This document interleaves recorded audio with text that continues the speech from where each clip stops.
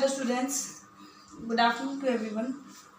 बेटा बायोटेक्नोलॉजी के अंदर हम नेक्स्ट टॉपिक शुरू करते हैं, tools of recombinant DNA technology. कल मैंने आपको बताया what is rDNA and what is rDNA technology. ठीक है, आर का मतलब यहाँ पे हम किसके लिए यूज़ कर रहे हैं, रिकम्बिनेंट। और रिकम्बिनेंट डीएनए किस तरीके से बना था, जब एक होस्ट का डीएनए के अंदर हम जीन ऑफ इंटरेस्ट, ये मान लो कोई जीन ऑफ इंटरेस्ट है जिसको हम इंसर्ट करवाना चाहते हैं होस्ट के अंदर, हम पहले उसको रेस्ट्रिक्शन एंजाइम की हेल्प से कट करेंगे और फिर जीन ऑफ इंटरेस्ट को वहाँ पे हम लाइगेट करा देते हैं। तो ये जो डीएनए मॉडिफाई करने के बाद बना है, इस डीएनए को हम क्या नाम देते हैं, rDNA, that means recombinant DNA. तो इस रिकम्बिनेंट डीएनए की फॉर्मेशन के लिए हमें किन किन टूल्स की रिक्वायरमेंट होती है, आज हम टूल्स के बारे में डिस्कस करेंगे।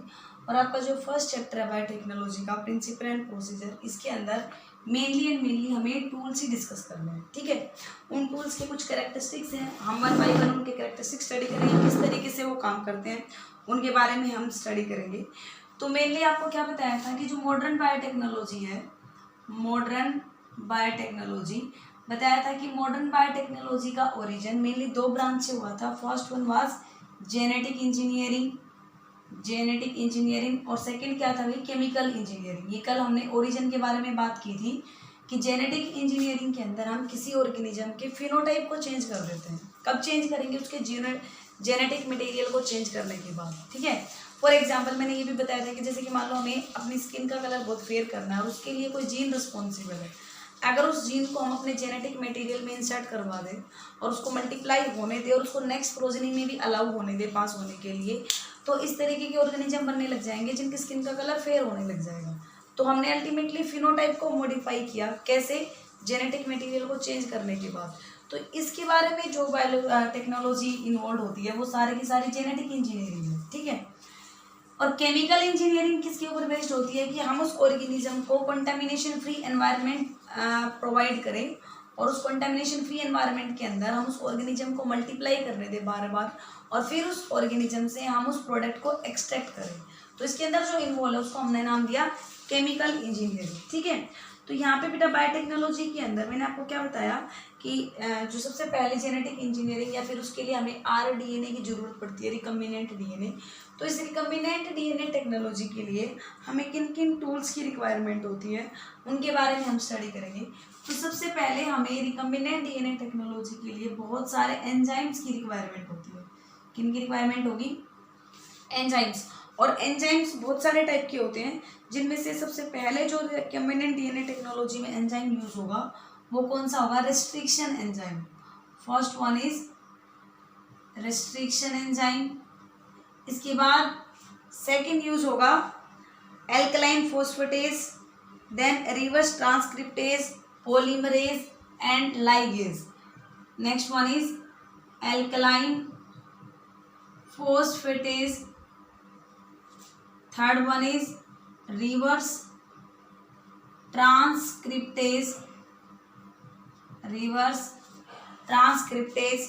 देन लाइगेज एंड पॉलीमरेज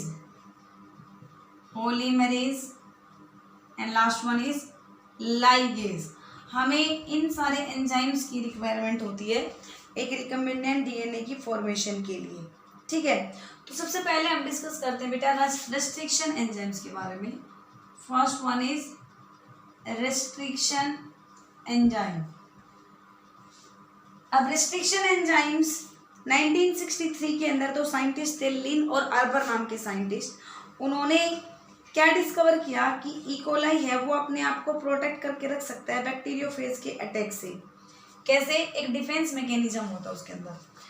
1963 में लिन और आर्बर इन्होंने क्या डिस्कवर किया कि E coli can protect itself from the attack of bacteriophage. और बैक्टीरियोफेज क्या है, bacteriophage is a virus that attack on the bacteria. Her type के वायरस है, प्लांट के लिए स्पेसिफिक है, एनिमल के लिए स्पेसिफिक है, इसी तरीके से बैक्टीरिया के लिए भी कुछ वायरस होते हैं जो उनके ऊपर अटैक करते हैं, उनको हम क्या नाम देते हैं, बैक्टीरियोफेज। तो उनसे प्रोटेक्ट करने के लिए एक डिफेंस मैकेनिज्म होता है रेस्ट्रिक्शन मॉडिफिकेशन सिस्टम। क्या बता रही मैं, रेस्ट्रिक्शन मॉडिफिकेशन सिस्टम। ये रेस्ट्रिक्शन मॉडिफिकेशन सिस्टम किसके अंदर मिलता है? It is found in the E coli, it is found in the E coli and it helps the E coli to defend itself from the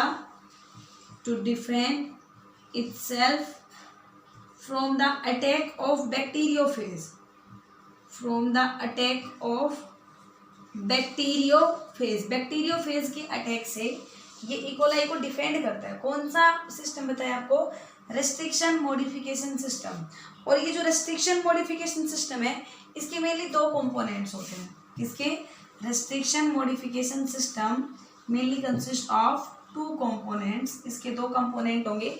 इसके कंपोनेंट का जो फर्स्ट पार्ट है that is restriction enzyme.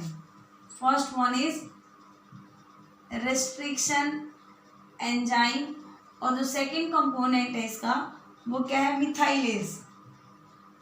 Second one is methylase. ध्यान से सुनेंगे, दोनों का काफी इंपॉर्टेंट रोल है। तो इसमें से जो रेस्ट्रिक्शन एंजाइम है वो एक टाइप का न्यूक्लियस है। न्यूक्लियस आपको पता है ऐसे एंजाइम की कैटेगरी होती है जो हमारे न्यूक्लिक एसिड को डिग्रेड करते हैं। और हमारी बॉडी में न्यूक्लिक एसिड कौन कौन होते हैं? आइदर डीएनए और RNA. It depends on the genetic material. हम ह्यूमन बींग्स यानी कि नॉर्मली यूकेरियोट्स के अंदर जो जेनेटिक मटेरियल होता है वो डीएनए, बट इसका मतलब ये नहीं कि हमारे अंदर आरएनए नहीं होता, आरएनए भी मिलता है। ठीक है, तो डीएनए और आरएनए जो उनको डिग्रेड करने वाले एंजाइम्स आते हैं वो कौन सी कैटेगरी के अंदर आते हैं? न्यूक्लियस कैटेगरी के अंदर आते हैं। और रेस्ट्रिक्शन एंजाइम एक टाइप का न्यूक्लियस एंजाइम है जो डीएनए को कट करेगा एट सम स्पेसिफिक सीक्वेंस, और उन सीक्वेंस को क्या नाम दिया जाता है? Palindromic sequence. ठीक है, तो रेस्ट्रिक्शन एंजाइम का काम क्या है कि डीएनए को स्कैन करना। जैसे उसे पता चल जाएगा भाई डीएनए के ऊपर इस वाली जगह के ऊपर पैलेंड्रोमिक सीक्वेंस है, वहां पे जाके वो डीएनए के ऊपर बाइंड कर जाएगा और डीएनए को ब्रेक डाउन कर देगा, उसको कट कर देगा। ये काम किसका है? रेस्ट्रिक्शन एंजाइम का। लेकिन अगर मान लो डीएनए को कोई प्रोटेक्ट करने वाला ना हो तो हमारे सारे डीएनए के टुकड़े बन जाएंगे। रेस्ट्रिक्शन एंजाइम तो डीएनए को ब्रेक डाउन करता चला जाएगा। इसलिए डीएनए के वो सीक्वेंस जिनको रेस्ट्रिक्शन एंजाइम से प्रोटेक्ट करना है उन सीक्वेंस के ऊपर, उन पार्ट्स के ऊपर मिथाइल ग्रुप अटैच कर दिया जाता है। ठीक है, और मिथाइल ग्रुप जहाँ पे अटैच है वहाँ पे रेस्ट्रिक्शन क्या पहचान जाएगा? भाई इस वाले पार्ट को कट नहीं करना है, इसको प्रोटेक्ट करके रखना है। तो ये काम किसका होता है? मिथाइल ग्रुप को अटैच करने का ये काम होता है मिथाइलेज एंजाइम का। ठीक है, तो यहाँ पे जो मिथाइलेज है उसका काम क्या होता है?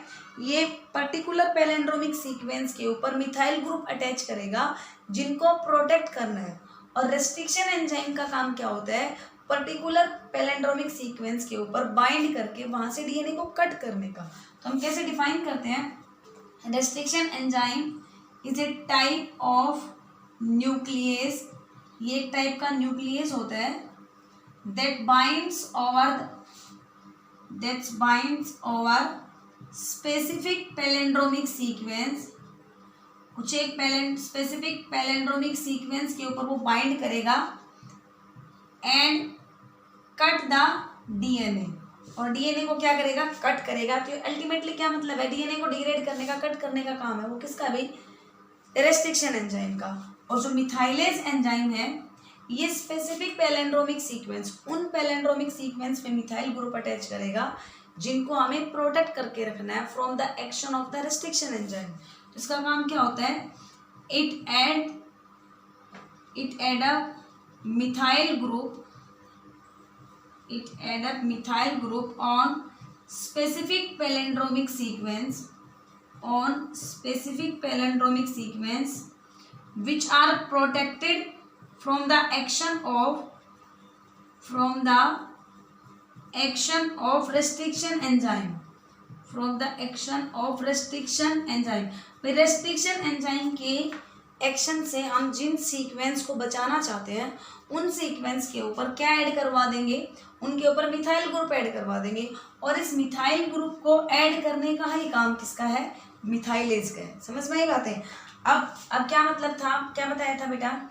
यहाँ पे लिन और अर्बर ने इकोलाई को क्या बताया कि उसके पास पावर है बैक्टीरियोफेज के अटैक से प्रोटेक्ट करने की, क्योंकि उसके पास मिथाइल ग्रुप भी प्रेजेंट होता है। ठीक है, तो ये रेस्ट्रिक्शन एंजाइम और ये मिथाइलेज है, ये दोनों एंजाइम्स किसकी कैटेगरी में आते हैं? ये रेस्ट्रिक्शन मॉडिफिकेशन सिस्टम के अंदर आते हैं। बट हमें आरडीएनए टेक्नोलॉजी के अंदर मेनली किसके बारे में स्टडी करना है, रेस्ट्रिक्शन एंजाइम के बारे में स्टडी करना है। तो हम इसके बारे में थोड़ी सी डिटेल डिस्कशन करेंगे कि रेस्ट्रिक्शन एंजाइम्स हैं ये क्या होते हैं, सबसे पहले किसने डिस्कवर किया, अभी तक कितने सारे रेस्ट्रिक्शन एंजाइम्स नॉन है और ये किस तरीके से डीएनए को ब्रेक डाउन करेंगे, और ब्रेक डाउन करने के बाद उस कट पार्ट का डीएनए का क्या रोल होता है बायोटेक्नोलॉजी के अंदर।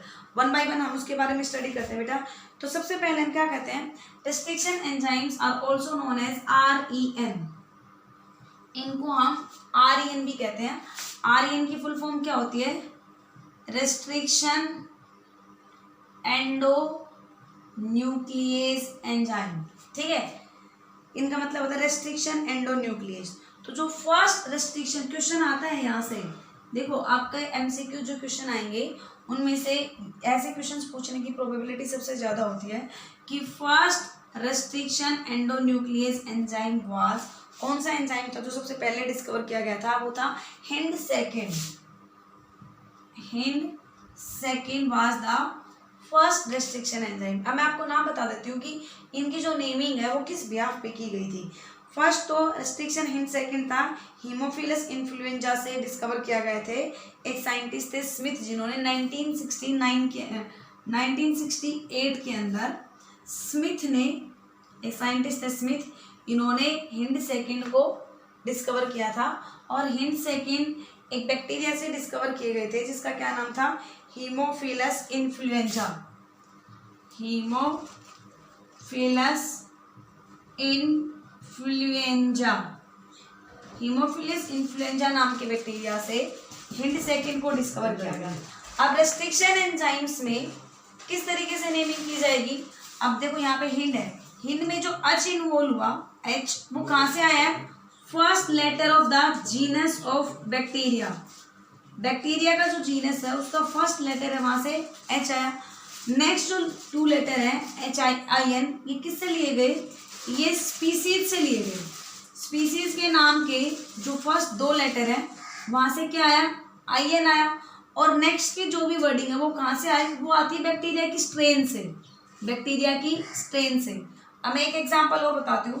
एक रेस्ट्रिक्शन एंडोन्यूक्लियस एंजाइम है जिसका नाम है EcoR1, ठीक है, एक एंजाइम है EcoR1। अब पूछा जाए इसका नाम कैसे हुआ, तो यहाँ पे एक बैक्टीरिया होता है जिसका नाम है E. coli, इश्रियम कोलाई, आप लोग सब अच्छे से जानते हैं इश्रियम कोलाई। तो उसका जीनस क्या हुआ, इश्रियम से क्या लिया गया, E, और कोलाई से क्या वर्ड आया, CO, और यहाँ पे R और 1 है, ये क्या है, इसकी RY13 एक स्ट्रेन है, उस स्ट्रेन से ये नेक्स्ट वाले वर्डिंग ली गई। तो इस तरीके से हम क्या करते हैं भाई, इस तरीके से हम रेस्ट्रिक्शन एंडोन्यूक्लियस एंजाइम की नेमिंग करते हैं। तो इनमें से मैंने आपको बताया कि जो फर्स्ट रेस्ट्रिक्शन एंडोन्यूक्लियस एंजाइम था that was hind second, which was discovered by the Smith from A bacteria Haemophilus influenza in 1968. And if we talk about the nomenclature of the restriction endonuclease enzyme, then first word of the restriction enzyme was taken from the genus name, and second 2 letters comes from the species name, and next coming again letter comes from the strain of the bacteria. अब it depends on the bacteria की कौन सा bacteria हम use कर रहे हैं और उसकी कौन सी स्ट्रेन्स हम लेते हैं, जिनके बिहाफ पे इनकी क्या की जाती है, लेबलिंग की जाती है। अगर हम प्रेजेंटली बात करते हैं राइट नाउ, अब तक there are 900 restriction endonuclease enzymes were known. अभी तक 900 रेस्ट्रिक्शन एंडोन्यूक्लियस हैं वो आइसोलेट किए गए हैं, किन से, 230 strain of bacteria, 230 strain of bacteria से 900 रेस्ट्रिक्शन एंडोन्यूक्लियस एंजाइम है वो डिस्कवर किए जा चुके हैं। और इसके लिए जो साइंटिस्ट थे आर्बर, स्मिथ और नेथन, इनको 1978 के अंदर नोबेल प्राइज दिया गया था रेस्ट्रिक्शन एंडोन्यूक्लियस की डिस्कवरी के लिए, क्योंकि काफ़ी ज़्यादा ही इनका इकोनॉमिकल इम्पोर्टेंस हमें बायोटेक्नोलॉजी के अंदर देखने को मिला। कि आगे हम 1 बाय 1 इनके फंक्शन के बारे में स्टडी करते हैं कि किस तरीके से रेस्ट्रिक्शन एंडोन्यूक्लियस काम करेंगे। अभी आपको क्या बताया कि बेटा जितने भी रेस्ट्रिक्शन एंजाइम है वो कौन सी कैटेगरी से बिलोंग करते हैं, they belongs to the nuclease, वो न्यूक्लियस कैटेगरी से बिलोंग करते हैं। अब यहाँ पे न्यूक्लियस है, they can be exonuclease and they can be endonuclease, they can be exonuclease and they can be endonuclease, it's depend on the site of action. अगर मैं ये कहूँ कि वो डीएनए को एंड से कट करता है, सपोज करो ये एक होस्ट का डीएनए है और इस होस्ट के ये 3 प्राइम एंड है, ये 5 प्राइम एंड है, ये इसका 5 प्राइम एंड, ये 3 प्राइम एंड, अगर ये डीएनए को यहाँ से डिग्रेड कर रहे हैं, एंड से स्पेसिफिक एंड से डिग्रेड करें कट, तो उसको हम क्या नाम देंगे, एक्सोन्यूक्लियस रेस्ट्रिक्शन एंजाइम। एंडोन्यूक्लियस अगर हम कब कहेंगे, जब वो मिड में से डीएनए को कट करे, तो उसको हम क्या नाम देते हैं, एंडोन्यूक्लियस। मोस्ट कॉमनली जो यूज होने वाले एंजाइम्स होते हैं रेस्ट्रिक्शन एंजाइम, वो कौन सी कैटेगरी से बिलोंग करते हैं, एंडोन्यूक्लियस कैटेगरी से बिलोंग करते हैं। ठीक है, तो यहाँ पे एक्सो और एंडो वर्ड किससे यूज हुआ है, एक्सोन्यूक्लियस एंजाइम है दैट क्लीव द डीएनए और RNA molecules from the end, that cleave the DNA और RNA molecules from the end, वो एंड से कट करेगा। लेकिन अगर हम एंडोन्यूक्लियस की बात करते हैं तो वो डीएनए मॉलिक्यूल्स को कट करता है from inside, it will cut the DNA और आरएनए मॉलिक्यूल्स फ्रॉम इनसाइड।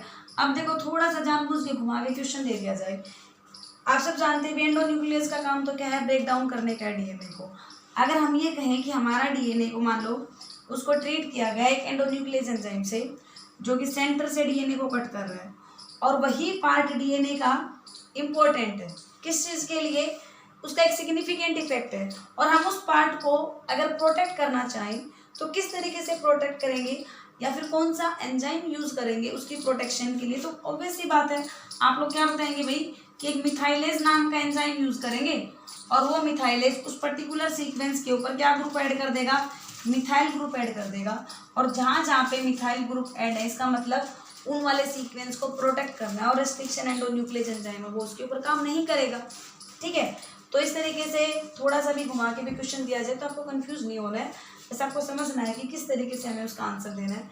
तो यहाँ पे मैंने आपको बात बताई कि रेस्ट्रिक्शन एंजाइम्स हैं न्यूक्लियस कैटेगरी से बिलोंग करेंगे, इट में भी एक्सोन्यूक्लियस और इट में भी एंडोन्यूक्लियस। अब हम बात करते हैं कि ये काम किस तरीके से करते हैं, इनका एक्शन कैसे होता है। ठीक है, क्या बताया कि भाई रेस्ट्रिक्शन एंजाइम है, they identify the palindromic sequence, palindromic sequence को आइडेंटिफाई करेंगे। अब कुछ स्टूडेंट्स तो ये सोच रहे हैं मैडम पैलिंड्रोमिक सीक्वेंस क्या होता है, हमने मॉलिक्यूलर बायोलॉजी स्टडी की थी, और मॉलिक्यूलर बायोलॉजी में मैंने आपको कॉम्प्लीमेंट्री सीक्वेंस, पैलिंड्रोमिक सीक्वेंस, ऐसे satellite DNA, mini satellite DNA, polymorphism, बहुत सारे स्टेटमेंट बताए थे। तो आपको क्या बताया था कि ऐसे सीक्वेंस डीएनए के जो दो अपोजिट एंड पे प्रेजेंट हो, सेम सीक्वेंस हो बट इन अपोजिट डायरेक्शन।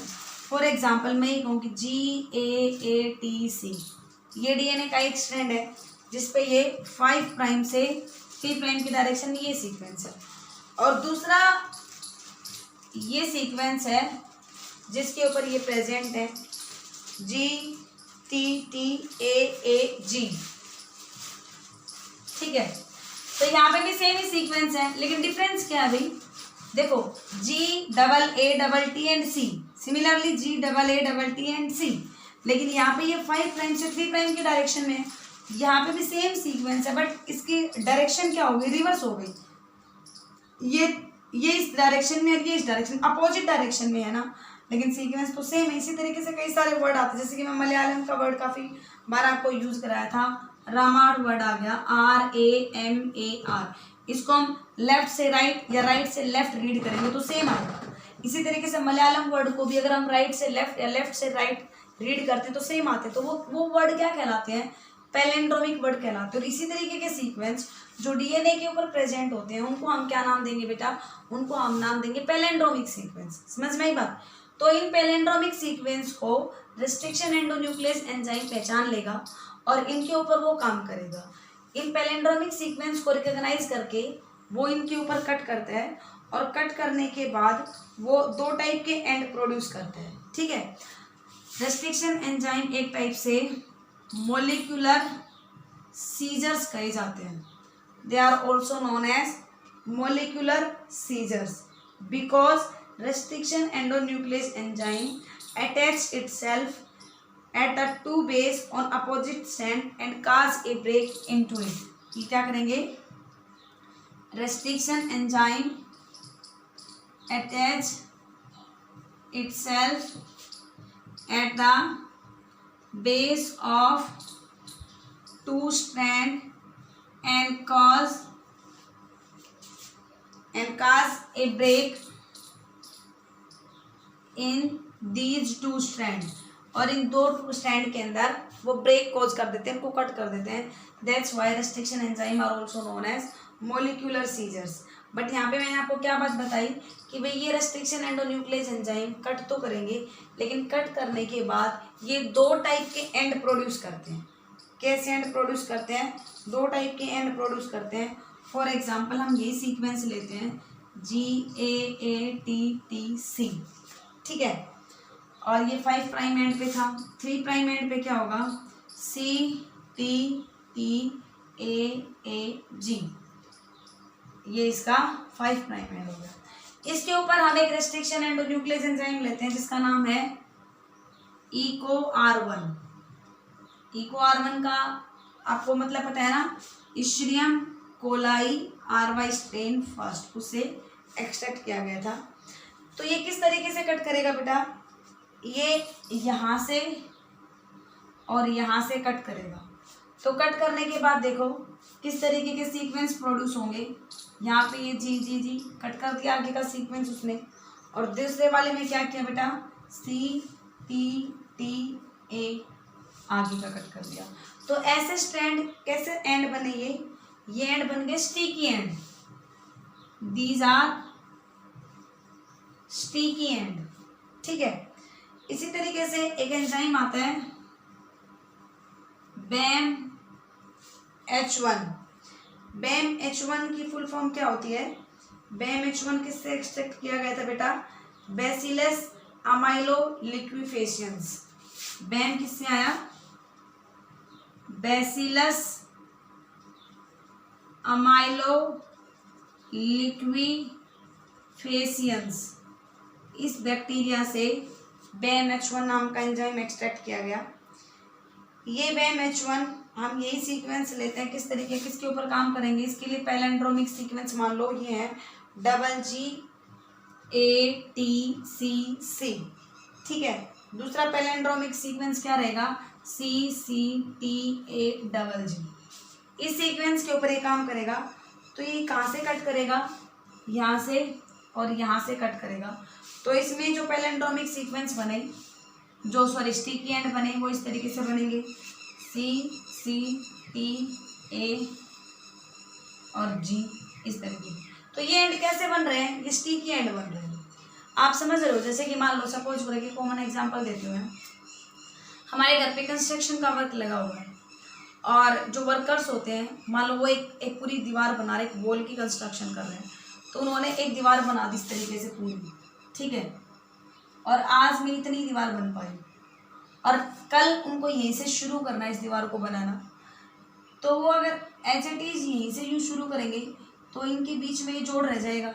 तो वो क्या करते हैं, कभी आप लोगों ने ऑब्जर्व किया हो, तो जहाँ पे वो छोड़ते हैं, अगर मान लो आगे काम शुरू करना है तो इस तरीके की एक ईंट आगे पीछे छोड़ देते हैं, ताकि नेक्स्ट वाले दे आके वो यहाँ से शुरू कर दें, ताकि प्रॉपर लाइगेशन हो सके, इनके बीच का जोड़ ना दिखे, ठीक है। तो उसी तरीके का इन्होंने क्या किया है, एक तो ये इस तरीके का एंड बने और एक एंड इस तरीके का बने।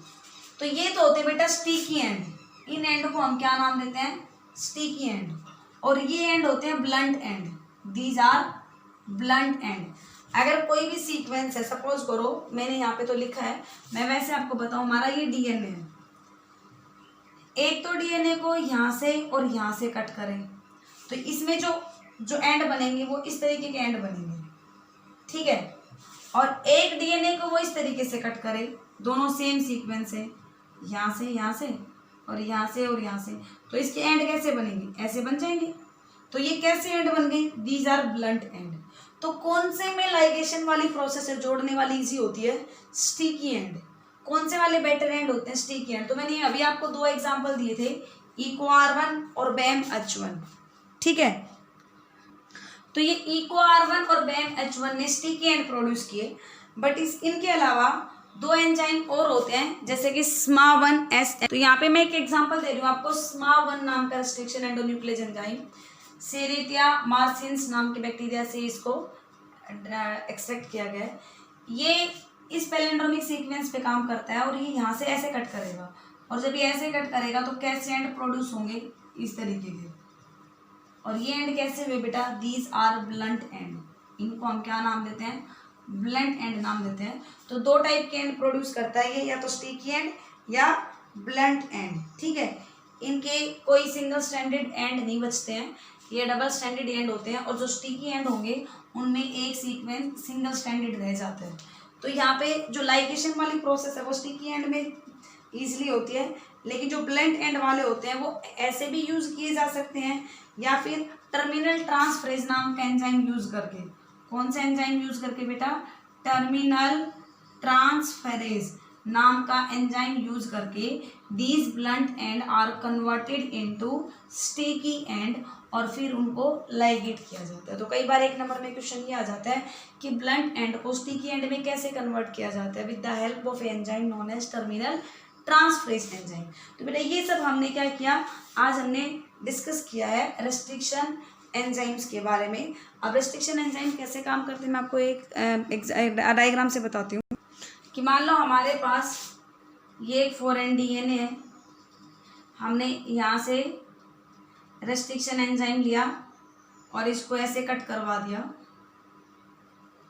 यहाँ से इसने इसको कट कर दिया। हमने ये वाला DNA ले लिया, ये एक हमारा प्लाज्मिड है, प्लाज्मिड को भी हम रेस्ट्रिक्शन एंजाइम से कट करेंगे तो ये ऐसे खुल जाएगा। फिर हम इस जीन ऑफ इंटरेस्ट को इसके अंदर यहाँ पे ऐड करवा देते हैं लाइगेज एंजाइम से, और ये रिकम्बिनेंट प्लाज्मिड बन जाता है, ठीक है। तो इसके अंदर कौन कौन से स्टेप्स इन्वॉल्व होंगे, किस तरीके से वो सब चीज़ें प्रोसेस की जाती हैं, उसके लिए हम नेक्स्ट वीडियो डिस्कस करते हैं। अभी सिर्फ इस वीडियो में आपने क्या देखा कि हमने रिकम्बिनेंट DNA टेक्नोलॉजी में यूज होने वाला फर्स्ट टूल डिस्कस किया है, दैट इज रेस्ट्रिक्शन एंजाइम। आप ध्यान से एक बार इस वीडियो को ढंग से स्टडी करें और फिर मुझे बताएं कि कोई प्रॉब्लम तो है या नहीं।